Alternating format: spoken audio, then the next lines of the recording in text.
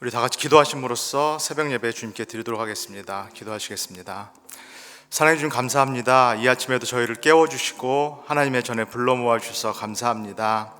하나님께 우리의 마음과 삶을 드리기를 소원합니다. 그리고 이 시간에 우리가 하나님의 말씀을, 아니 당신 전부를 받아들이기를 소원합니다.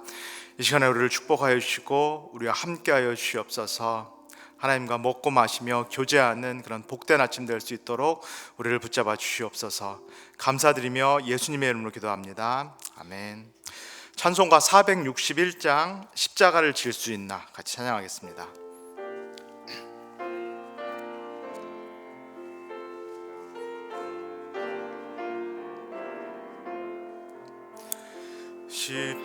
십자가를 질 수 있나 주가 물어보실 때 죽기까지 따르오리 성도 대답하였다.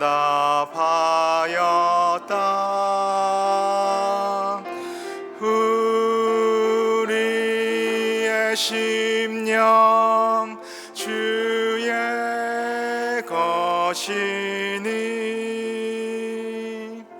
주님의 형상 만드소서.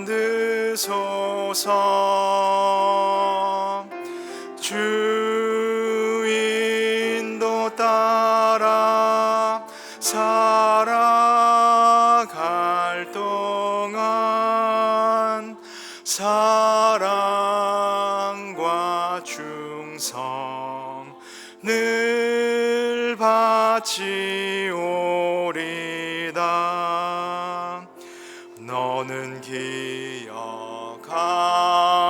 있나 구원받은 강도를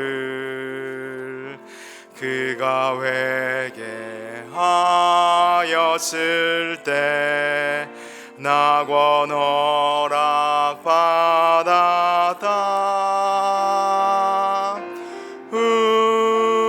우리의 심령 주의 것이니 주님의 형상 만드소서. 주인도 따라 살아갈 동안 사랑과 충성을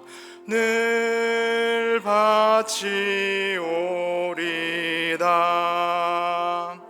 걱정 근심 어두운 그늘 너를 둘러 덮을 때 주께 내 영 맡기겠나 죄우 승리 믿으며 우리의 심령 주의 것이니 주님의 형상 만드소서.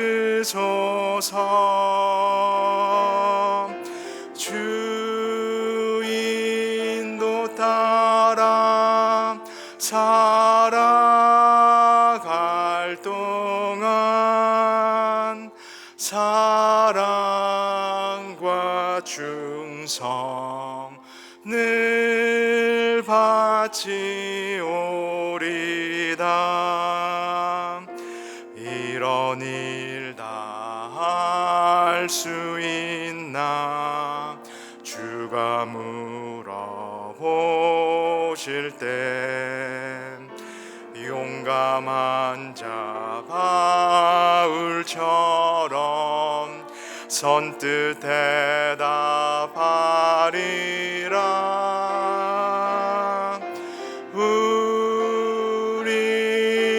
심령 주의 것이니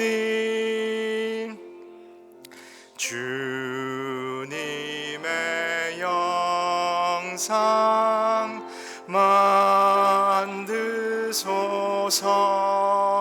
아멘. 주 인도 따라 살아갈 동안 사랑과 충성을 바치오리다.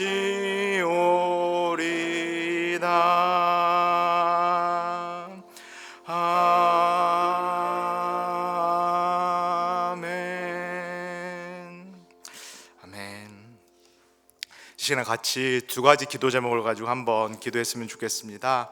우리 교회를 위해서 기도할 텐데요, 우리 교회가 추구하는 목표 중에 하나가 다양성 속의 일치입니다. 서로 다름을 인정하고요, 또 틀렸다 말하지 않는 교회가 바로 우리 자랑스러운 오렌지 가나안 장로 교회인데요, 함께 그러나 또 같이 움직이는 교회라 믿습니다. 이 다름 속의 일치를 앞으로 계속 잘 추구할 수 있도록, 서로 따로따로 움직이는 것 같고 일하는 것 같지만 한 가지 방향으로, 주님께서 주신 한 가지 목표로 우리 힘차게 나아갈 수 있도록 교회를 위해서 기도해 주시면 좋겠고요. 그 다음에 두 번째 기도 제목도 마찬가지로 우리 교회를 위한 기도 제목입니다. 교회는 교회 자체를 위해서 존재하지 않습니다. 우리 자신이, 우리 기독교인이 우리만 위해서 살지 않는 것처럼 교회는 더 큰 목적을 위해서 존재하는데요, 바로 세상 속에서 일하시는 하나님의 나라를 위해서 존재합니다. 우리 교회를 축복하여 주셔서 우리 교회만 위해서 존재하는 그런 교회 되지 않게 해달라고, 우리 교회를 뛰어넘어서 하나님의 귀한 선교에 동참하는 그런 교회 되게 해달라고 한번 우리 교회를 생각하면서 같이 기도하도록 하겠습니다. 기도하겠습니다. 사랑해 주님, 그렇습니다. 하나님 아버지, 정말로 다양한 사람들을 지으신 하나님, 그리고 다양한 사람들과 함께 공동체를 이루게 하신 그 하나님을 찬양합니다. 하나님, 우리가 다양성 속에서도 하나가 있기를 소원합니다. 우리 각자가 구분되지만 그러나 분리되지 않기를 소원합니다. 우리가 이 안에서 잘 섞여서 하나가 되되 우리 각자의 특색을 잃어버리지 않도록, 우리 각 구역의 다양성을 잃어버리지 않도록 하나님 축복하여 주시옵소서. 다양해도 하나가 될 수 있음을 우리가 보이게 하시고, 하나이지만은 각자의 특색이 살아갈 수 있는 하나님 아버지, 어렵지만은 그러나 가야 될 그 길을 올바로 걷게 우리를 축복하여 주시옵소서. 하나님, 또 우리 교회를 인도하여 주셔서 하나님 아버지, 안주하지 않게 하옵시고, 우리가 우리 자신을 위해서 사는 것이 아니라 하나님과 이웃을 위해서 살듯이 우리 교회가 하나님을 위해서, 무엇보다도 하나님께서 그처럼 사랑하사 목숨을 주신 그 세상을 위해서 존재할 수 있도록 우리를 축복하여 주시옵소서. 세상으로부터 분리되거나 고립되지 않게 하여 주시고, 오히려 세상 한복판에서 하나님의 뜻을 전하며 하나님이 원하시는 그런 공동체의 모습을 그려내는 우리 복된 교회 될 수 있도록 하나님 역사하옵소서. 감사드립니다. 예수님 이름으로 기도합니다. 사랑해 주님, 감사합니다. 우리 교회를 축복하여 주시옵소서. 다양성 속의 일치 가운데서 다양성을 추구하는 그 멀고도 험한 길을 지금까지 왔습니다. 하나님 아버지, 우리 교회를 축복하여 주셔서 이 귀한 정신을 잃지 않도록 붙잡아 주시옵소서. 각자의 색깔이 살아있되 그러나 한 목표, 한 방향을 향해 나아갈 수 있는 그런 아름다운 교회로 성장할 수 있도록 주님 붙잡아 주시옵소서. 하나님, 우리가 우리 자신만을 위해서 존재하지 않듯이 우리 교회가 우리 교회만을 위해 존재하는 그런 모습으로 남지 않기를 소원합니다. 우리의 생존만을 걱정하는 그런 교회가 되지 않기를 소원합니다. 우리가 하나님의 나라를 위해서 귀하게 쓰임받기를 원하오니 우리를 세상으로 보내사 빛과 소금의 역할을 감당하게 하옵소서. 감사드리며 예수님의 이름으로 기도합니다. 아멘. 오늘 우리에게 주시는 하나님의 말씀은 요한복음 8장 48절부터 마지막 절 59절까지 말씀입니다. 48절부터 59절까지 말씀입니다.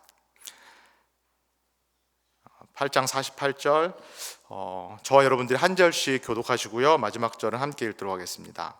유대인들이 대답하여 이르되 우리가 너를 사마리아 사람이라 또는 귀신이 들렸다 하는 말이 옳지 아니하냐.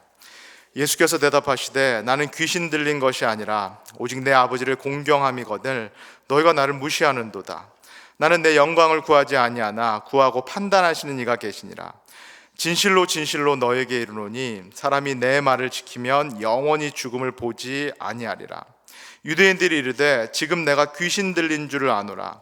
아브라함과 선지자들도 죽었거늘 내 말은 사람이 내 말을 지키면 영원히 죽음을 맛보지 아니하리라 하니 너는 이미 죽은 우리 조상 아브라함보다 크냐? 또 선지자들도 죽었거늘 너는 너를 누구라 하느냐? 예수께서 대답하시되 내가 내게 영광을 돌리면 내 영광이 아무것도 아니거니와 내게 영광을 돌리시는 이는 내 아버지시니 곧 너희가 너희 하나님이라 칭하는 그이시라. 너희는 그를 알지 못하되 나는 아노니 만일 내가 알지 못한다 하면 나도 너희같이 거짓말쟁이가 되리라.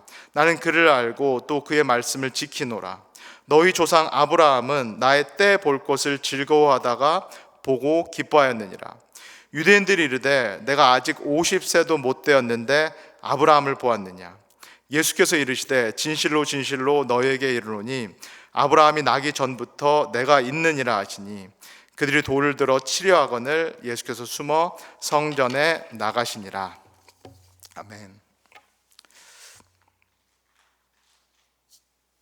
안녕하세요. 네, 이렇게 오늘도 새벽 아침 예배 같이 만날 수 있어서 함께 예배 드릴 수 있어서 너무너무 감사합니다. 오늘이 이번 주의 마지막 새벽 예배가 되겠고요. 오늘 며칠이죠? 1월 30일이래요. 2025년 시작된 것이 엊그제 같은데 1월 달이 벌써 마무리되는 마지막 날 그 시점에 있습니다.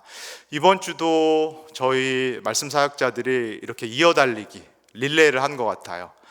화요일 날 제가 스타트를 끊었고요. 그 다음에 송정훈 집사님께서 말씀 전해주셨고 우리 김동숙 전사님 말씀 전해주셨고 그 다음에 제가 오늘 또 바톤을 이어받아서 이렇게 말씀을 전하는데요.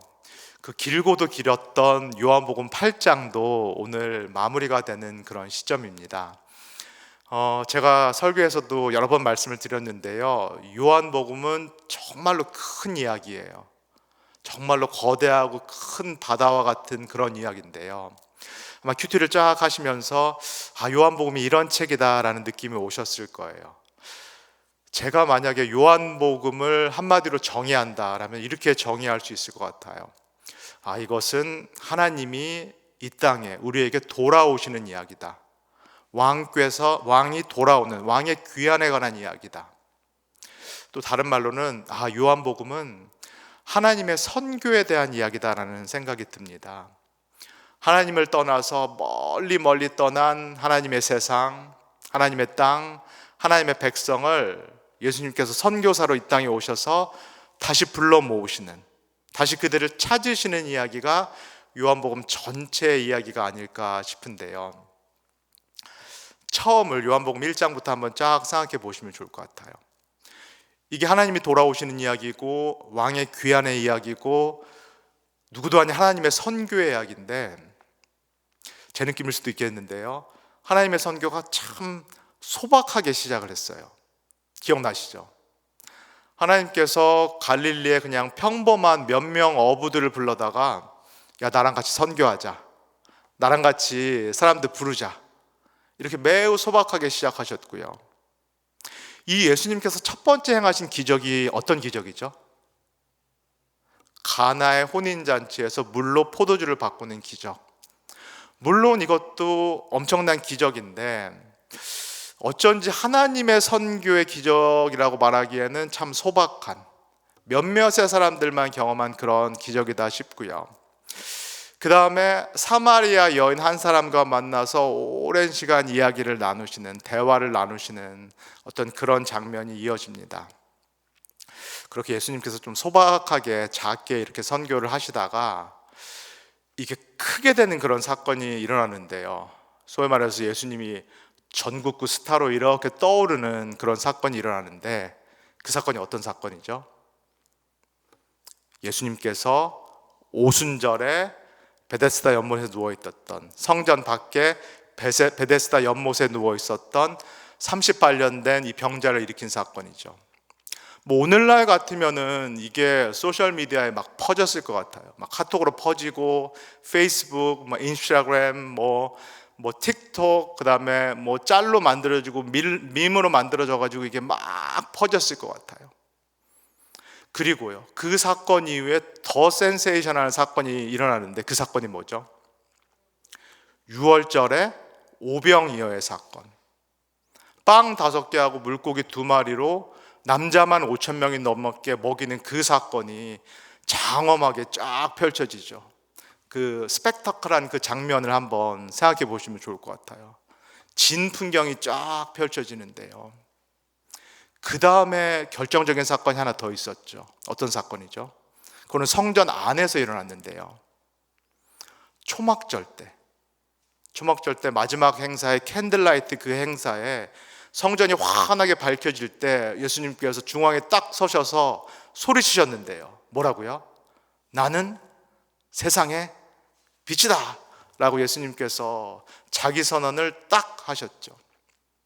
점점 하나님의 선교가, 예수님의 선교가 커지고요, 공적이고요, 공개적으로 되고 있다. 이 그림 보이시죠? 요한복음 저자가 이걸 기가 막히게 엮었는데요, 오순절, 유월절, 초막절이라는 유대 3대 명절에 예수님의 선교, 하나님의 선교가 이렇게 드러나도록 이 요한의 저자가 묘사를 하고 있는데요, 과거에 출애굽을 하셨던 그 하나님이 돌아오셨다. 제2의 출애굽을 하시려고, 우리를 구원하려고 메시아가 오셨다라는 것을 요한복음 저자가 기가 막히게 엮어서 사람들 눈에 쫙 보여주고 있는 거죠. 근데 8장부터 저희가 본 내용을 보면은 이 하나님의 선교, 예수님의 선교가 이렇게 진행되면서 동시에 유대인들의 반대가 극심하게 진행되기 시작하는데요, 예수님을 심지어는 어떻게 하고자 하는 움직임이 일어나는 거죠. 그냥 싫어하고 미워하는 것이 아니라 예수님을 죽이고자 하는 그런 마음들을 사람들이 갖기 시작합니다. 이들이 누구죠? 하나님의 백성 유대인들인데, 이들이 예수님을 싫어하고 하나님을 싫어하는 것이 정도가 넘어서서 예수님 죽여야겠다, 내가 하나님 몰아내야겠다라는 그런 마음을 강하게 품고 도전을 하기 시작하는데요, 이게 사실상 믿기가 참 어려운 내용이죠. 유대인들이 그렇단 말이야. 이스라엘 백성이 그때 그랬단 말이야. 근데 이스라엘은 사실 누구를 대표하죠? 대표성이 있는 민족인데요, 모든 인류 전체를, 사람 전체를 대표하는 것이 사실은 이 하나님의 백성 이스라엘인데, 그 얘기는요, 우리를 포함해서 모든 인간들이 그렇다라는 건데요, 이게 바로 성경이 말하는, 요한복음이 말하는 죄의 보편성, 그 다음에 죄의 심각성인데요, 그 당시 유대인들도 받아들이기가 힘들었을 것 같고, 사실은 우리도 이게 정말 맞나 싶을 정도로 죄의 심각성, 보편성이 깊은데요, 아니 우리가 가까이 오신 하나님을 싫어한다고, 밀어낸다고, 하나님이 아닌 다른 것들을 더 추구한다고, 심지어는 우리가 하나님을 이용하려고 한다고, 그게 우리 모습이라고, 그걸 받아들이기가 사실은 상당히 어려운데요, 그래서 오늘 8장 48절과 52절에서 유대인들이 극렬하게 저항을 합니다. 제가 한번 읽어드릴게요. 유대인들이 대답하여 이르되 우리가 너를 사마리아 사람이라 또는 귀신이 들렸다 하는 말이 옳지 아니하냐.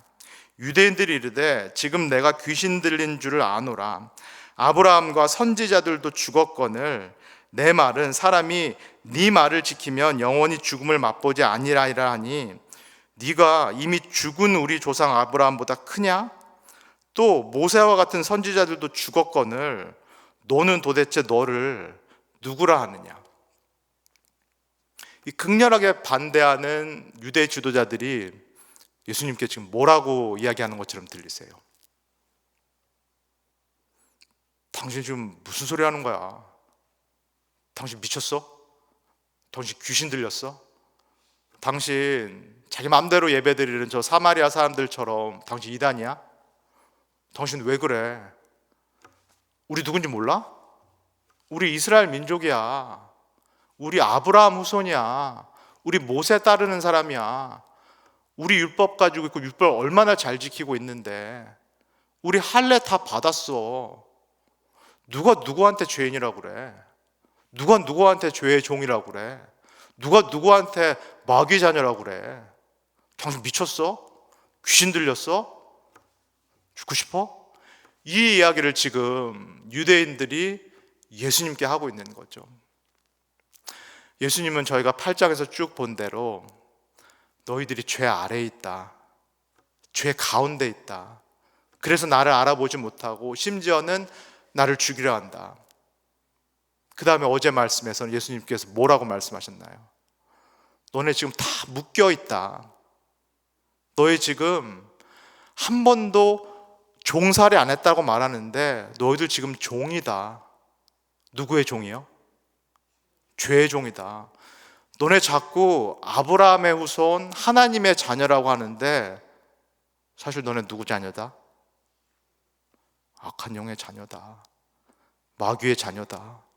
이 얘기를 예수님께서 직접적으로 상당히 신랄하게 하셨거든요. 그랬더니 이 유대인들이 이 가혹한 예수님의 말씀을 받아들일 수가 없는데요. 정말 우리가 그런가? 우리가 한 번도 어느 나라에 이렇게 포로로 잡혀간 적이 없는데 우리가 정말로 종인가? 이걸 받아들일 수가 없는데요. 예수께서 또 이렇게 대답을 하세요. 예수께서 대답하시되 49절과 54절인데요. 나는 귀신 들린 것이 아니라 오직 내 아버지를 공경함이거늘 너희가 나를 무시하는도다. 나는 내 영광을 구하지 아니하나 구하고 판단하시는 이가 계시니라. 예수께서 대답하시되 내가 내게 영광을 돌리면 내 영광이 아무것도 아니거니와 내게 영광을 돌리시는 이는 내 아버지시니 곧 너희가 너희 하나님이라 칭하는 그이시라.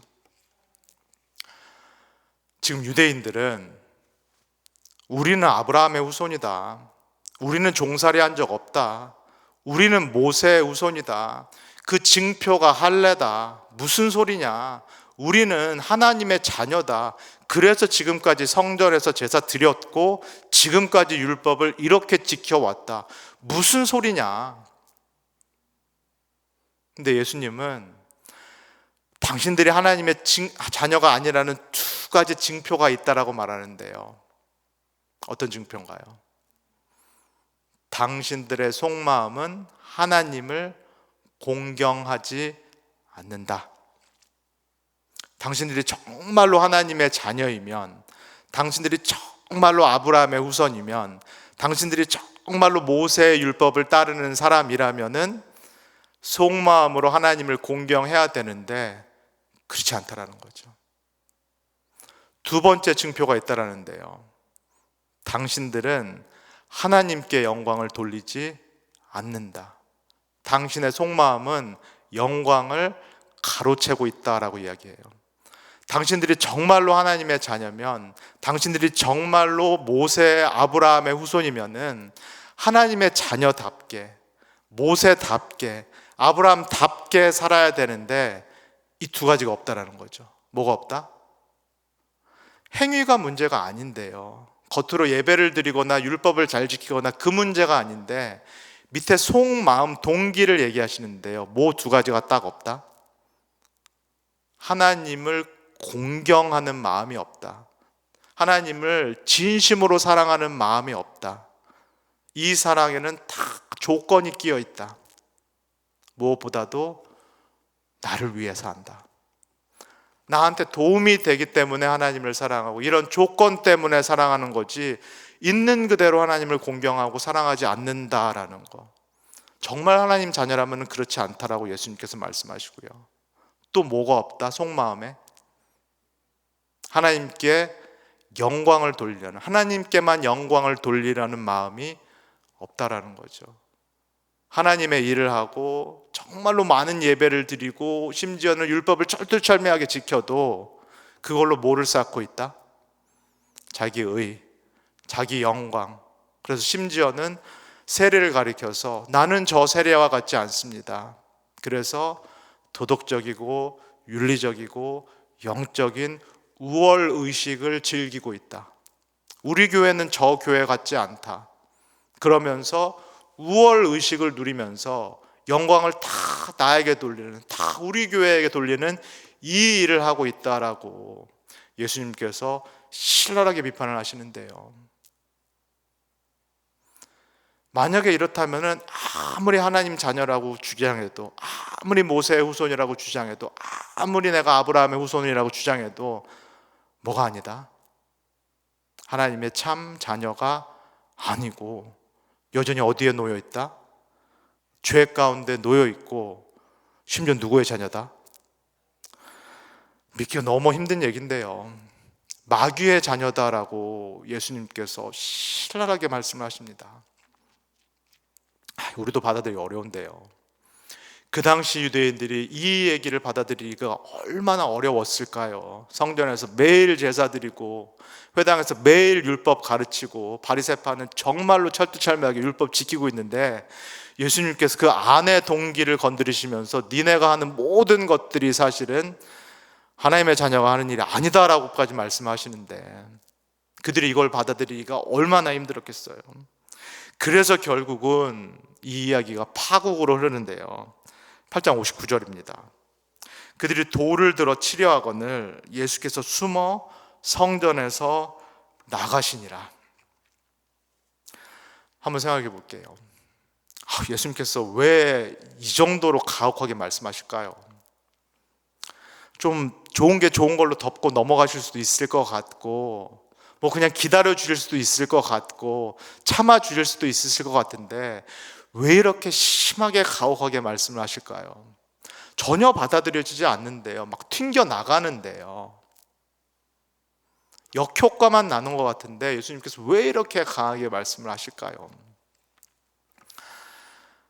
우리 교회에 제가 듣기로 의사 하셨던 분들이 많았다는 얘기를 들었어요. 그 예를 한번 저희가 생각해 볼게요. 의사가 환자를 치료하려면, 고치려면, 수술을 하려면 뭘 먼저 해야 되죠? 정확한 진단을 먼저 해야죠. 정확한 진단을 먼저 하고, 만약에 이 환자가 정말로 암 말기 환자다, 당장이라도 지금 수술을 해야 된다, 수술을 하지면 정말 죽는다, 그러면 의사가 환자에게 어떻게 말해야 되나요? 환자가 놀랄까봐, 환자가 못 받아들일까봐, 환자가 튕겨나갈까봐, 거부할까봐 이 진단 결과 사실을 숨겨야 되나요? 괜찮습니다, 암 아니고요, 촉인데요, 괜찮습니다, 음식 잘 조절하시고 식단 관리하시면 납니다, 이렇게 말해야 되나요? 그렇지 않죠. 환자가 실상 못 받아들이더라도, 너무너무 놀랍고 너무너무 겁을 먹고 두려워하더라도 의사라면 어떻게 해야 되죠? 진실을 말해야 되는 거죠. 왜요? 환자를 살려야 되니까. 환자를 살려야 되기 때문에 의사가 진실을 말해야 되는데요, 환자가 놀랍고 두렵고 반응이 어떻든 간에 의사는 진실을 말해야 되는데요, 그러면 환자 입장에서는요, 정말 중병, 암 말기 같은 그런 병도 끝까지 갈 때까지 증상이 미미한 경우가 많잖아요. 그냥 소화불량 정도인 줄 알았는데 병원에 갔더니 암 말기인 경우가 있고요. 그냥 나 만성피로 같은데 병원에 갔더니 혈액암이라고 하는 경우가 있어요. 안 느껴지는데요, 잘. 내가 그만큼 아프다라는 것이 잘 안 느껴지는데 병원에 가서 의사를 만났더니 의사가 암 말기인데요, 이렇게 말을 해요. 그럼 누구 말이 맞나요? 내 느낌이 맞나요? 내 생각이 맞나요? 내가 지금 경험하고 있는 이 증상이 맞나요? 아니면 의사 말이 맞나요? 의사 말이 맞죠, 그렇죠? 그리고 의사 말을 어떻게 해야 되나요? 여기서는 믿어야 되는 거죠. 내가 보이지는 않는데, 내가 증상이 그처럼 느껴지지는 않아도 의사가 정말로 그렇다라고 이야기를 하면 어떻게 되죠? 의사 말을 신뢰해야죠. 믿어야죠. 지금 예수님께서 하시는 이 말씀이 그런 차원이다 싶어요. 어떻게 가혹하게 이렇게 말씀하시나? 어떻게 이렇게까지 몰아붙이시나? 어떻게 사람들을 마귀의 자녀라고까지 말씀을 하시나? 뭐 하시려고요? 살리시려고요. 그렇죠? 죄 가운데 있는 것을 하나님께서 안타까워 하시니까요. 불쌍히 여기시니까요. 하나님이 가까이 오셨는데 하나님이 지으신 이 사람들, 이 사랑스러운 사람들이 죄 가운데 있고 죄 가운데 있으면 죽을 수밖에 없기 때문에 이 충격요법을 통해서라도 예수님께서 이 사람들을 살리시기를 원하시니까요. 그 다음 예수님께서 더 믿기 힘든 말씀을 하시는데요. 8장 51절입니다. 제가 읽어볼게요. 진실로 진실로 너희에게 이르노니 사람이 내 말을 지키면 영원히 죽음을 보지 아니하리라. 한글 성경에는 지키면 이렇게 번역이 되어 있는데 오히려 거하면 또는 속하면 이렇게 번역하는 것이 원어나 문맥에 더 가까워 보입니다. 그러니까 이렇게 읽을 수 있죠. 사람이 내 말에 거하면 또는 내 말씀에 속하면 어떻게 된다? 영원히 죽음을 보지 아니하리라. 사람이 죄 아래 또는 죄 가운데 거하면 어떻게 되는 거죠? 죽으리라. 이렇게 됐는데 예수님께서 그러나 사람이 내 말씀에 또는 내 안에 거하면, 내 말씀에 내 안에 속하면 어떻게 된다? 죽음을 보지 않는다. 영원한 생명을 누릴 수 있다라고 말씀을 하세요. 하나님 안에, 예수님 안에 거하면 어떻게 영원한 생명을 얻죠? 이 땅에 오신 예수님이 누구시기 때문에, 세상을 창조하신, 저와 여러분들 창조하신 말씀이요 빛이요 무엇보다도 생명의 근원이시기 때문에, 영원히 솟아나는 생명의 물이시기 때문에 예수님께서 지금 선교하러 오신 거잖아요.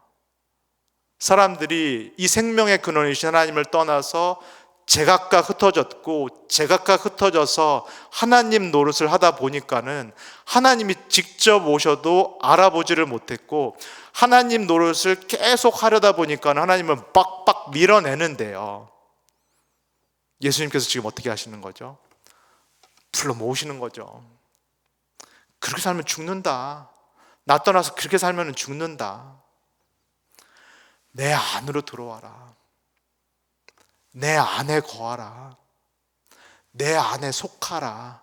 그럼 어떻게 된다? 죽지 않고 영원한 생명을 누린다. 이걸 내가 원한다. 이걸 내가 원해서 가혹하게 들릴 정도의 그 이야기를 하는 거다. 내가 너희들을 원하기 때문에, 이만큼 원하기 때문에 듣기 싫어도 내가 가혹할 정도의 이야기를 너에게 한 거다 라고 예수님께서 말씀을 하세요. 정말요? 이렇게 쉽다고요? 내가 할 수 있는 것이 아무것도 없고 할 필요가 없고 그냥 예수님 안에 거하기만 하면 된다고요? 예수님 안에 들어가서 속하기만 하면 된다고요? 그러면은 정말로 내가 안 죽는다고요? 정말로 내가 영원한 생명을 누린다고요? 이것도 안 믿기는데요. 정말 그럴까 싶은데요. 나 신앙생활 오래 했는데 사실 그런 경험이 없는데요. 나 그런 느낌이 없는데요. 내 삶을 보니까 그냥 혼자 사는 것 같은데요. 하나님이 내 곁에 계신지, 내가 정말 하나님 안에 사는지 경험되는 게 없는데요. 오히려 하나님이 나 버리신 것 같고 잊으신 것 같고 나 혼자 사는 것 같은데요. 그런 느낌이 드는데요. 이때도 어떻게 되나요? 근데 누구 말이 맞나요? 예수님 말이 맞잖아요. 아까 그 얘기랑 똑같은 거거든요. 내가 증상이 하나도 없어도 야 너 죽는다, 의사가 그렇게 말하면 누구 말이 맞죠? 의사 말이 맞는 것처럼 여기도요. 나 아닌 것 같은데요. 구원이 그렇게 쉬운 거 아닌 것 같은데요. 내가 율법적으로 살아야 될 것 같은데요. 내가 의를 쌓아 올라야 될 것 같은데요. 그걸로 평가받는 게 공정하고 맞는 것 같은데요. 그리고 내가 예수 믿은 지 오래됐는데 나는 신앙생활 그냥 나 혼자 하는 것 같은데요. 전혀 하나님이 곁에 계신 것 같은 느낌이 없는데요. 그냥 세상을 나 혼자 살대로 하나님 내버려 둔 것 같은데요. 그런 느낌만 드는데요. 그래도 누구 말이 맞다라고 믿어드려야 되죠. 예수님 말씀이 맞다, 하나님의 말씀이 맞다라는 것이 우리가 믿음으로 고백할 내용이라고 믿습니다. 우리가 죄인이다라는 것도 사실은 믿음의 차원입니다. 우리가 그 정도로 죄인이다라는 거 사실 잘 안 느껴지거든요. 내가 하나님을 사실은 싫어하는 부분이 있고 하나님 없이 살기를 원하고 나도 탕자 같고 나도 예수님 못 받고자 했던 그 정도 죄인이라는 것이 살 실감이 잘 안 나거든요. 이것도 믿어야 되는 것처럼 구원도 이해나 경험이나 이성의 차원을 넘어서서 믿음의 차원입니다. 하나님이 그렇다 하시기 때문에 아무것도 안 해도 되고 죄인임에도 불구하고 나는 너를 사랑해서 나에게 품는다라는 것을 믿는 것, 이것이 믿음인 줄 믿습니다. 사랑하는 성도 여러분, 하나님께서 우리를 좀 가혹하게 다루실 때가 있죠. 때로는 말씀으로, 때로는 관계로, 때로는 환경으로, 무엇보다도 삶에 일어나는 여러 가지 고난과 고통으로 하나님 참 너무하시다, 하나님 참 모질다, 하나님 심지어 참 잔인하시다, 이런 느낌이 되는 경우가 있는데요. 그러면서 동시에 우리 민낯을 보게 되는데요. 내가 신앙생활을 하면서도 사실은 하나님만 추구하는 게 아니었구나. 하나님도 추구하지만 그 외에 기타 등등 여러 것들을 동시에 추구하고 있었구나. 심지어는 내가 기타 등등 여러 가지 내가 원하는 것들을 추구하면서 그 밑에 하나님을 두고 내가 요런 것들 때문에 신앙생활을 했구나, 요런 것들 때문에 조건적으로 내가 하나님 사랑했구나, 그리고 결국은 내가 영광을 받으려고 했구나, 이게 확 드러나는 그런 일들이 벌어지는데요. 그럴 때 어떻죠? 너무 아픈데요, 너무 쓰라린데요, 너무 괴로운데요. 이 민낯을 보는 게 너무너무 괴로운데요. 근데 하나님께서 그런 것을 하실 때가 있잖아요. 왜 그러실까요? 왜 이렇게 잔인하게 이렇게 하실까요? 우리를 사랑하셔서 우리를 더 가까이 품으시기 위해서, 우리가 정말로 추구했던 것들을 내려놓고 누구만 추구하게 하시기 위해서 하나님 한 분, 우리가 지난번에 주일 때 찬송한 것처럼 우리가 주인 삼고 있는 것들을 모두 내려놓게 하시고 하나님 한 분만 사랑하게 하시려고, 하나님 한 분만 추구하게 하시려고.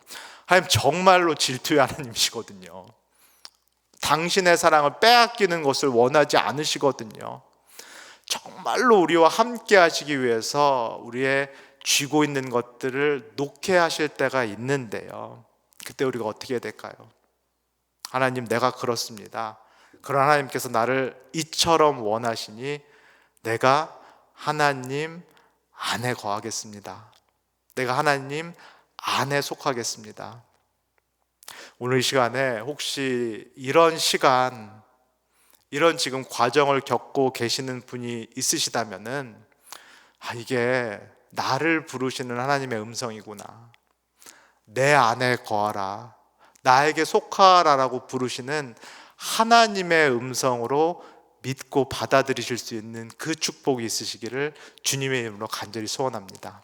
아멘. 이 시간에 우리 한번 같이 받은 말씀 기억하면서 기도하도록 하겠습니다. 하나님께서 우리를 때로는 모질게, 가혹하게, 심지어는 너무 잔인하시다 싶을 정도로 다루시는, 그렇게 느껴지는 경우가 있는데요. 그럼에도 불구하고 우리가 잊지 않기를 소원합니다. 그럼에도 불구하고 우리의 믿음이 흔들리지 않기를 소원합니다. 이 모든 일들 가운데서 하나님께서 나를 주목하고 계시고 나를 부르고 계시고 내가 하나님께 더 깊이 나아오도록, 내가 하나님 안으로 깊이 들어가서 그 안에 거하고 그 안에 속하기를 원하시기 때문에 일어나는 일들이라는 것을 내가 믿고 받아들이게 해주세요. 그래서 정말로 이 과정을 통과하면서 나의 하나님에 대한 사랑, 그리고 내가 하나님의 사랑을 경험하는 것이 더 깊어지고 충만해질 수 있도록 우리 이 시간에 한번 같이 기도하도록 하겠습니다. 기도하겠습니다. 사랑해 주님, 그렇습니다. 하나님 아버지, 하나님이 때로는 율법으로, 말씀으로, 때로는 관계로, 때로는 삶에 일어나는 많은 일들로, 무엇보다도 고난을 통해서 우리를 다루시는 일들이 있음을 고백합니다. 하나님 아버지, 그때마다 하나님 원망스러워했고, 하나님 괴로워했고, 나의 민낯을 보는 것 같아서 창피하고 하나님 고통스러운 때가 있었습니다. 하나님, 그러나 이 시간 다시 말씀을 통하여서 깨닫습니다. 그리고 다시 한번 하나님의 그 속마음을 우리가 믿음으로 붙잡습니다. 나를 사랑하시기 때문에, 내 마음이 흩어지는 것을 원하시지 않기 때문에 하나님께서 이 모든 것을 사용하셔서 우리를 부르심을 믿습니다. 하나님, 나도 하나님께 더 한 발짝 나아가기를 소원합니다. 하나님 외에 다른 것들 추구해봤자 아무것도 없음을, 별것도 없음을 제가 이 시간에 고백합니다. 다시 한번 하나님께 나아가오니 하나님 부르신 나를 받아주시고 그 하나님 안에서 참된 만족을 누리게 하옵소서. 예수님의 이름으로 기도합니다. 아멘. 하나님, 삼위일체 하나님께서 그 안에서, 하나님 안 교제 안에서 풍성한 사랑을 누리셨지만 그 사랑을 나눠주시기 위해서 우리를 지으셨음을 믿습니다. 우리가 그 사랑을 버리고 떠났지만 그런 하나님은 여전히 우리를 사랑하셔서 예수님을 이 땅에 보내셔서 하나님의 선교를 하셨음을 믿습니다. 하나님, 우리도 탕자와 같이 여기저기 기웃거렸습니다. 혹시 여기서 기쁨이 있을래나, 혹시 그것을 가지면 내가 만족이 있을래나, 내가 이 일을 하면은 다른 사람들의 좋은 평가와 인정을 받을래나, 여기저기 탕자처럼 기웃거린 적이 있음을 고백합니다. 우리의 마음이 분산됐고 뺏겼고 우리를 사랑하시는 하나님께 집중하지 못하는 삶을 산 적이 있음을 고백합니다. 그러나 이 시간에 말씀을 통하여서 우리를 다시 부르시는 하나님의 그 음성을 듣습니다. 때로는 말씀과 율법으로, 때로는 인간관계로, 때로는 삶에 일어나는 많은 일들과 고난과 고통을 통해서, 그것들을 통해서 우리를 부르시는 하나님의 음성을 다시 한번 듣습니다. 고난이, 고통이 나를 부르시는 하나님의 스피커여, 확성기임을 이 시간에 다시 한번 믿습니다. 하나님, 내 마음이 갈라지지 않게 하시고 다른 것들에 빼앗기지 않게 하시며 오로지 나를 사랑해서 이 땅에 찾아오신 그 예수님의 그 사랑 가운데 깊이 들어가게 하옵소서. 그래서 내 영혼이 하나님 한 분만으로 만족할 수 있도록 우리 모두를 축복해 주옵소서. 감사드리며 예수님의 이름으로 기도합니다. 아멘. 주기도문 하심으로써 예배 마치도록 하겠습니다. 하늘에 계신 우리 아버지여, 이름이 거룩히 여김을 받으시오며 나라가 임하시오며 뜻이 하늘에서 이루어온 같이 땅에서도 이루어지이다. 오늘 우리에게 일용할 양식을 주시옵고 우리가 우리에게 죄진 자를 사하여 준 것 같이 우리 죄를 사하여 주옵시고 우리를 시험에 들게 하지 마옵시고 다만 악에서 구하옵소서. 나라와 권사와 영광이 아버지께 영원히 있사옵나이다. 아멘.